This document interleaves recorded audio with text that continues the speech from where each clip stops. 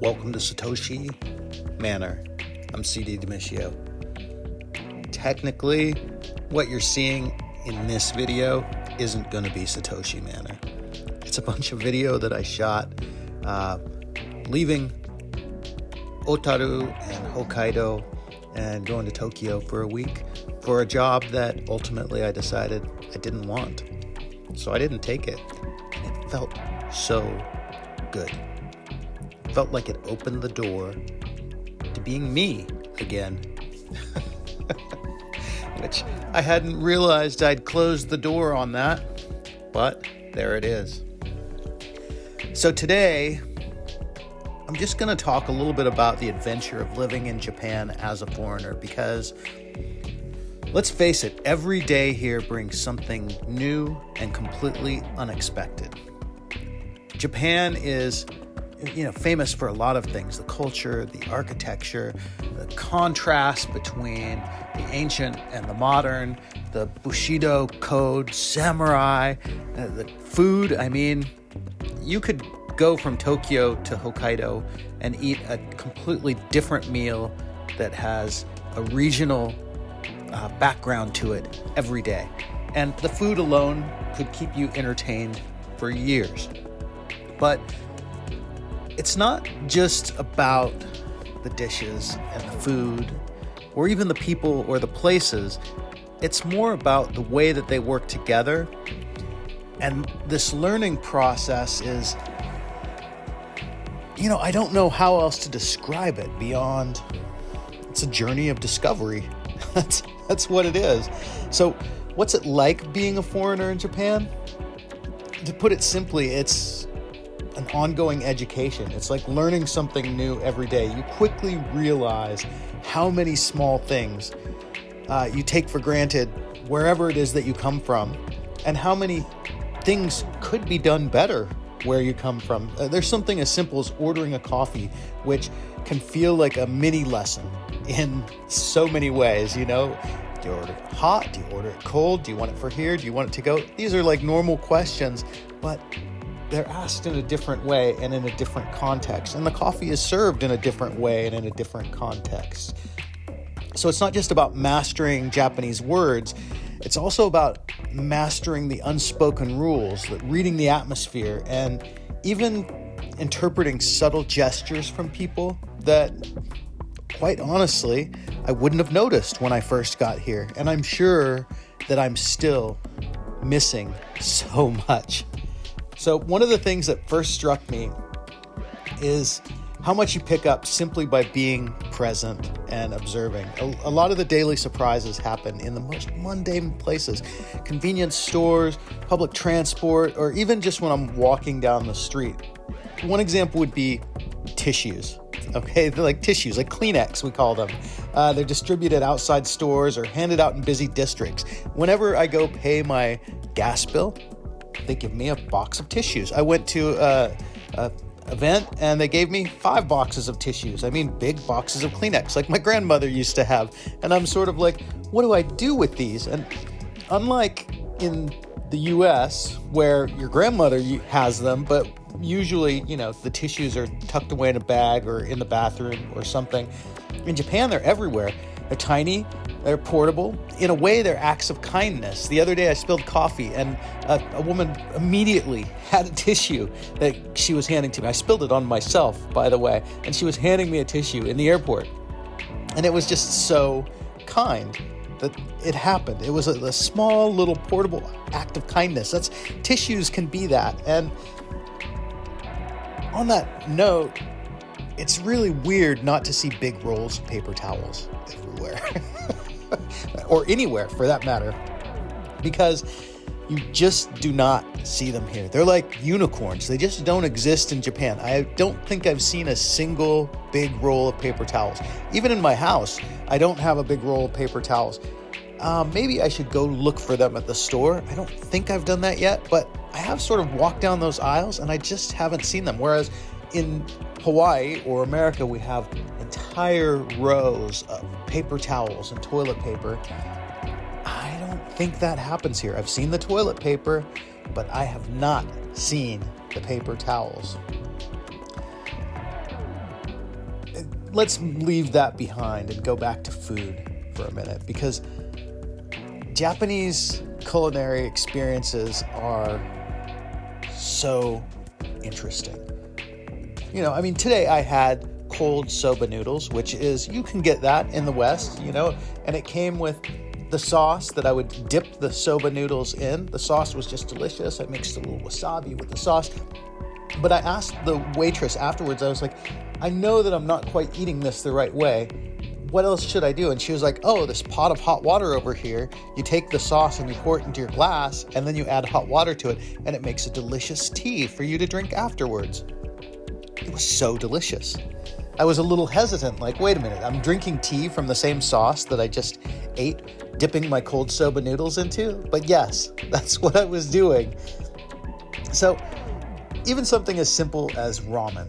We understand ramen in the West, right? In Hawaii, we have plenty of Japanese ramen places, but there's almost this like fluffy lightness to the bowls, even though they're loaded up with like spicy miso, mounds of meat, all this stuff in it. And you go to some place like the Ramen Street in Sapporo, and you can sample all of these different styles and eat all these different kinds. And honestly, I don't think you could ever try them all. Maybe there's somebody out there who has tried them all, but every time I go to a new place, I see a new kind of ramen that I haven't seen before, because every town, every neighborhood, every district has their specialty. And they're not just different in the naming, they're different in the way that they taste and the way that they serve. You might have one that's rich and creamy, or another that's buttery, or you might have one that's just more like, I don't know, Campbell's soup on a cold day after you got home from school in the snow. So there's that. And then there's seafood.